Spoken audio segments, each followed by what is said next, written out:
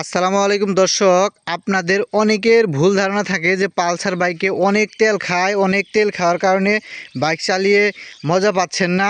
তো সেই সমস্যার সমাধান আজকে আমি দেখে দেব। আপনারা একটি কাজ করলে পালসার বাইকের থেকে মাইলেজ পেতে পারেন 50 থেকে 55 পর্যন্ত।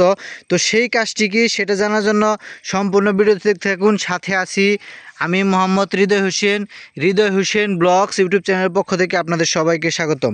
আমার ইউটিউব চ্যানেল নতুন হয়ে থাকলে অবশ্যই সাবস্ক্রাইব করে পাশে থাকবেন, যাতে করে নিত্য নতুন বাইক রিলেটেড সকল ধরনের ভিডিও পেতে পারেন। তো এখন বাংলাদেশের যে পরিস্থিতি, বর্তমানে কিন্তু তেল কোথাও পাওয়া যাচ্ছে না। তেল কিনতে হলে 500-1000 বাইকের পিছনে দাঁড়িয়ে থেকে সিরিয়াল কেটে তারপরে তেল নিতে হচ্ছে। তারপরেও 200 টাকার 500 টাকার অনেক কষ্ট পোহাতে হচ্ছে। তো এত কষ্ট করেও যদি বাইক যদি মনে করেন যে রাক্ষসের মতো খেতে থাকে, হুড় করে বাইকের তেল 20-30 কিলো চালিয়ে যদি চলে যায়, শেষ হয়ে যায়, তখন মেজাজটা কেমন লাগবে? তো সেই সমস্যার সমাধানই কিন্তু আজকের এই ভিডিওতে। আপনারা জানেন যে বাংলাদেশের যে সংকটটা চলতেছে, এই সংকট কবে নাগাদ শেষ হবে সেটার কিন্তু কোনো জানার কোনো সম্ভাবনা নেই যে কবে শেষ হবে। কিন্তু আমরা অনেকে এখন চিন্তায় আছি যে বড় বড় যে বাইকগুলো আছে সেই বাইক আসলে চালিয়ে বর্তমানে অনেকে বিক্রি করে দিচ্ছে, যে এইভাবে চালানো সম্ভব না। যে পরিমাণ বাইকে তেল খাচ্ছে, এখন কিন্তু সবাই ছোট বাইকের দিকে ঝুঁকতেছে, যে আমরা অল্প সিসির 100 সিসি 110 সিসি এইগুলো বাইকের দিকে ঝুঁকতেছে, যাতে করে বেশি পরিমাণ মাইলেজ পাওয়া যায়। এমনকি বেশি পরিমাণ মাইলেজের কারণে যাতে করে তেল সাশ্রয়ী হয়। তো আপনারা 100 সিসির বাইকের দিকে না ঝুঁকেও 150 সিসির বাইক থেকেও যেভাবে মাইলেজ বেশি পাবেন, 50+ পাবেন, সেই বিষয়ে কিন্তু এই ভিডিও। হ্যাঁ, তো আর বেশি কথা বাড়াবো না। এই দেখেন, আমি একটা কাজ দেখিয়ে দেবো। এই কাজটা করলেই, সামান্য একটি কাজ, এই কাজটা করলেই আশা করি আপনার বাইক থেকে মাইলেজ পেয়ে যাবেন 50+। যদি না পেয়ে থাকেন, আমার এই ভিডিওর মধ্যে কমেন্ট করে জানিয়ে দিবেন। আপনার যদি বাইক হয় ইউজি 4.5 22-এর মডেল, তাহলে এই কাজটি করবেন, তাহলে দেখবেন আপনার বাইক থেকে খুব ভালো মাইলেজ পাচ্ছেন।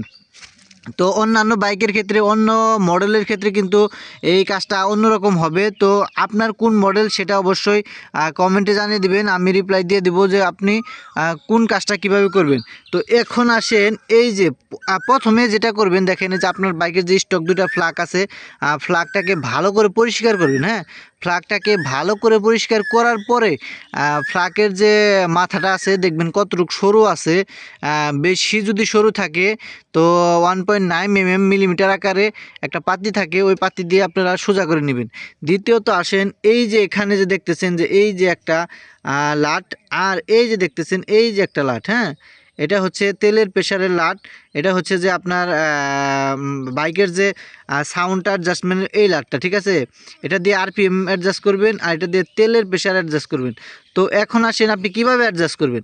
প্রথমে এটাকে আপনি সুন্দর করে টেনে টেনে ঘুরিয়ে ফুল ক্যাচ মানে ফুল পেজ ঘুরিয়ে 4000 আরপিএমে নেবেন। দেখবেন আপনার বাইকের আরপিএমটা 4000-এ গেছে কিনা। এখানে এই যেভাবে 4000 আরপিএমে নেবেন, এটা অন থাকা অবস্থায় 4000 আরপিএমে নেবেন।